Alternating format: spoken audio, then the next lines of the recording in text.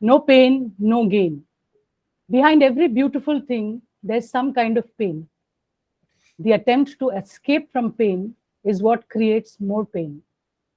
Welcome to Unlearn Living and welcome to Universe.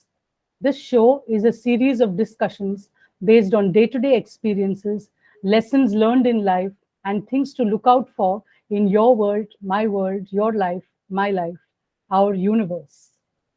The founder of Unlearn Living, Mr. Kuldeep Kalawar, is here with us, and he explains concepts of Vedanta and how it is relevant and applicable and very fundamental to our existence.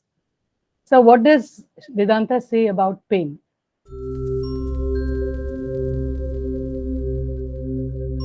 Pain is by itself an effect, an event which happens by itself has no label. It is not, when something happens, it doesn't come with a label. Events just happen. A An earthquake happens, a cyclone happens, a storm happens, a crash happens. Everything just happens. In Mother Nature, everything happens. That's it. It doesn't come with a label. Oh my God, bad, good. How could it be? So, events are a fact. Facts do not change. The problem lies in your interpretation of that fact. Interpretations can differ from person to person. The same event can be called fantastic by one person, and the same event can be called catastrophic by another. What's the difference? One guy jumps from the 13th floor, and another guy throws a party. That's the difference. If the stock market crashes, a guy jumps out from his apartment, so he cannot bear that loss. There's another guy who throws a party. Same event, two different interpretations. So, pain is a result of allowing your mind to judge a situation.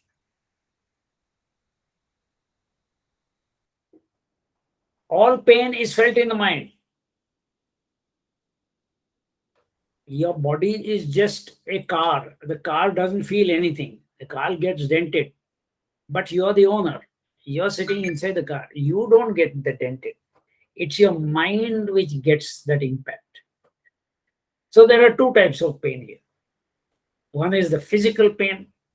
Physical pain is due to an external injury or something like that, and physical pain is curable, is can be handled by physical medicines. Mental pain is something which cannot be handled by physical medicines. Mental pain has other techniques which are called mental techniques, which is what we teach in Unlearn Living. But coming back to this subject, so emotional pain, when you have mental pain, it's basically your emotional, it is an emotional aspect which is hit in you. You experience a traumatic event, you experience the passing away of a loved one.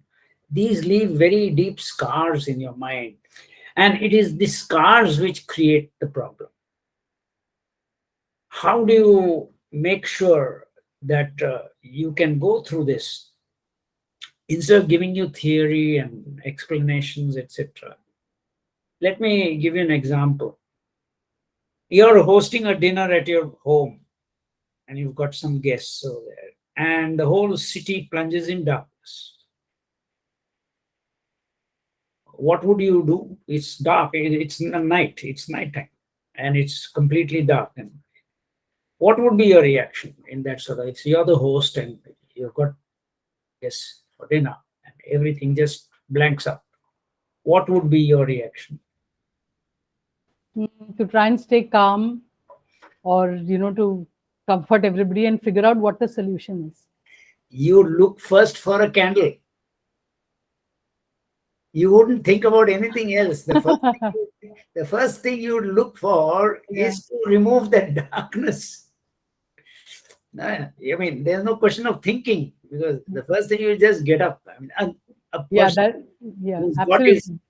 who's got his wits around him would just make sure he just tries to get the first, even one candle is enough, because at least he can think clearly, he can see properly too. Similarly, it's the same with the mind situation. In any crisis, an untrained mind would normally respond, "Oh my God, oh my God, what do I do in this?" But let's take an actual life situation. Suppose a surgeon is operating on a patient, and in the midst of that operation, now the assistant who's monitoring the BP and these things says, pulse is falling, pressure is falling. Now, in that sort of a situation, it's a crisis situation for the surgeon. Can he say, "My God, oh my God," etc.? What would be the moment he allows his mind to become emotional? What are the chances of being successful in that operation? Or a pilot, when he's 25, 30,000 above, and in that he sees a crisis, he just suddenly a crisis occurs. Can he afford to say, "Oh my God"? Because the moment you allow an emotion to come into a crisis situation, allow it to come into your mind in a crisis situation, your ability to handle is immediately, weakened. That power of the mind is lost, or it is weakened terribly because of allowing an emotion to come into it. Untrained minds react emotionally. Trained minds or evolved minds don't react, or they respond. There is a difference between the two, reaction and responding. You can train your mind just like pilots train their minds, just like surgeons train their minds by their systematic approach to every difficult situation. What happens here is, the first thing they do is, how do I find light in this darkness? They look for light first. They're not bothered. So if you talk to a surgeon who has gone through this, I have done that because I always am inquisitive. How do they handle crisis? Or a pilot, when I asked that a particular friend of mine, he's a surgeon. He's of course retired now, but when I asked him, what are the most critical operations you've ever had, and when he describes that to me, the first thing which I noticed was, they never allow any emotion to get involved with their work.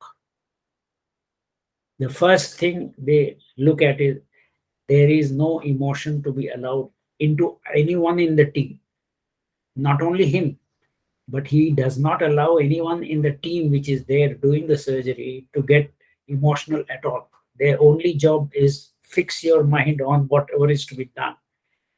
So that's exactly step by step. So you find the candle, and then you go around finding out, okay, what is the situation on the table, whether there's anything which is needed by the guest, to make sure that they are comfortable. That's the same thing, to make sure you are comfortable.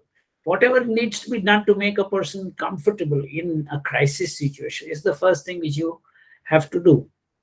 So, as he says, pain is the result of wrong thinking.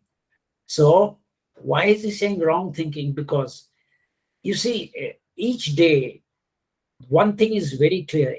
During the day, the moment the sun comes up, rises, from morning to evening, you have one guarantee, that the sun is going to be shining. There is no doubt in your mind that the sun is going to shine. But there will be clouds in life, where clouds will come and clouds will go. Some clouds will be very, very dark. Some clouds will be light. So your whole day, you go through this up and down and up and down and up and down in life. If you can train your mind to constantly look for the sunshine, because the sunshine is guaranteed. Clouds come and go. They may be very dark. In fact, they may be frightening also, because there are some times when the daytime looks like evening time, or you're frightened and you don't know what's going to happen. But if you know that Behind that dark cloud, it's daytime and the sun cannot be away. It's just hiding the sun. So you know clearly that, okay, this will come, this will pass. I have to just get through it. That's all. I have to just get through it. And the sun will start shining again. So the moment you adopt that sort of an attitude, in other words, stop labeling everything that happens in your life, from the smallest to the biggest. Why am I saying that? First of all, when anything happens in your life, you are not actually in a position to judge it. So you have no business to call a thing bad or good. Oh my God, you have no idea, because you have no idea why it has happened. You have no idea what is the reason why it has happened, and what is the impact it's going to have in the future. In other words, you do not know the past, you do not know the future. What you're seeing now is a happening, a cause of which you do not know, the effect of which you do not know. When you do not know this side or you do not know that side, judging a particular event in your life as good or bad or only does one thing: it impacts your brain, your mind, sorry. It impacts your mind. It demotivates you. And whatever you're supposed to do in that role at that moment of time, because remember, the whole planet and all the universe is moving strictly according to a plan. Whatever is happening according to his plan. You are playing a certain role in the universe. It's like Arjuna on the battlefield. He sees his relations and he gets emotional and he says, how can I fight these people? They're my cousins, my brothers, my uncles, all my close loved ones. How can I kill them? And what does the moment more emotions come in, what happens? He gets drained out, and then he drops to the floor and he just, please guide me, please give me light. And then what does Krishna say? What are you here for? How is it you have landed up in this situation? How is it? It could have been somebody else. Why is it Arjuna has been selected for this? So in any crisis, what is my role in this crisis is what you should be asking yourself, instead of getting yourself emotional and allowing yourself to be drained of all that motivation and energy which you have. So that is what is the only thing which he says, wrong thinking. When you begin to train your mind to look for the sun in each and every crisis, you can just train it, because even behind every crisis is an opportunity. Look back at each and every crisis that you faced in your life, and you will find it has been a turning point in your life. Every crisis has been a turning point in your life. And if you can look for that opportunity, if you can look for the sun in each and everything that happens in your life, from the smallest to the biggest, you will find your whole attitude to life will change and you will begin to enjoy life. Yeah. So if you could talk about the kinds of pain, because when one talks about doing something work related, or for people in the professional field who have to kind of really struggle it out, or for people who get so much into pain where it kind of leads towards disease, or so the various extremes and the types of pain that are there, it's just Broadly, you can label pain under two types of pain. One is the physical pain, which is felt by the mind, yeah. and the other is the mental pain, which is beyond the physical. So let's be clear. Mental pain is created by emotional setbacks. Physical pain is created by injuries to the body.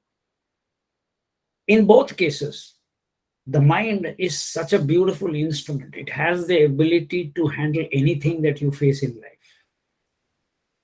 For example, physical pain, if you look at certain people who pierce their nose and pierce their ears and they pierce, various parts, they pierce their skin, and they don't seem to feel any pain. Means they have tuned their mind to accept a certain level of physical abuse. So that is something which again is the mind. You can use your mind in such a way, you can tune your mind, I would say. It's like tuning your throat to a particular swara. It takes a lot of effort, it doesn't come naturally. So you tune your mind to handle various levels of pain. So for example, there are certain people who are sadistic, who take sadistic pleasure or masochistic pleasure in inflicting harm upon themselves. Or so these are people who enjoy pain. Instead of feeling pain, they enjoy it. It's the opposite side of pain and pleasure are two sides of the same coin. That same physical pain can become mental pleasure, because pain is felt by the mind, not by the body. Body doesn't feel anything. It's just a car. It has no feelings. So they have trained their mind or tuned their mind to accept that as a pleasure, as a something which they enjoy. But on the other side is emotional pain. Emotional pain is something much deeper, and most people try to avoid it by taking drugs, medicines, etc. Mental issues cannot be handled or cannot be alleviated or removed by physical means. And that is where the problem lies, because when you take physical medicines or drugs to get out of certain trauma, etc., the only thing that happens is you drug your body, and in the process your mind becomes fuzzy wuzzy, because it's an artificial atmosphere created in the mind, where your mind is numbed by the medicines which you take. So you feel sleepy, drowsy, etc. You're not able to think coherently. That is something which not only harms your body, but it also harms your mind, because of the fact that you are using these drugs. These drugs impact certain nerve cells and certain aspects of the brain which hinder your thinking. So you do a lot of damage to yourself. But as I said, mental issues, pain, when I say emotional pain, emotional impact, there are certain techniques of thought processes which you can train yourself to adopt. For example, now music, and especially music, is extremely important when it comes to stress removal. You come back from a hard day's work at office, and you just sit down and listen to a beautiful soothing music. If he's a Westerner, you can listen to beautiful symphony orchestras music, because many of them are very, very beautiful. They're very uh, soothing. Similarly, certain ragas are very soothing, and it can literally dissolve all the tension which a person has in his mind. There are certain issues, of course, which weigh heavily in the mind, and they are cause of pain. That can happen only by two techniques. One is speaking it out, speaking it out. The other is, which we teach in our way, cleansing the garbage in your mind, which is what we do in our unlearn living. It has helped many people. I mean, that technique. But talking about it relieves the load, the weight in the mind. So these are some of the techniques we talk about. This is not the forum where we can go into that depth, but our courses go into depth in each one of these aspects: why, when, what, how. So that is there. So I would not like to go further into it, because there's not much time in these particular. This session is basically to throw light on a particular issue, and if you're interested, you can take it further. Yeah. Right, sir. As sir said, you should join the course if you're interested in this subject. So visit our website, unlearnliving.in, and you can register for level 1. And it happens every month. So do tune in and do fill in the details in the form, and you can join the course right away. And our website also has a lot of information about what we do at Unlearn Living. So you can browse through there for more information. If you're in a world of pain and you have a lot of questions about it, please email sir and we will answer your questions. You can email us at unlearnliving@gmail.com, and look forward to seeing you in the next episode. Thank you so much, sir. Thank you. Thank you very much. Thank you.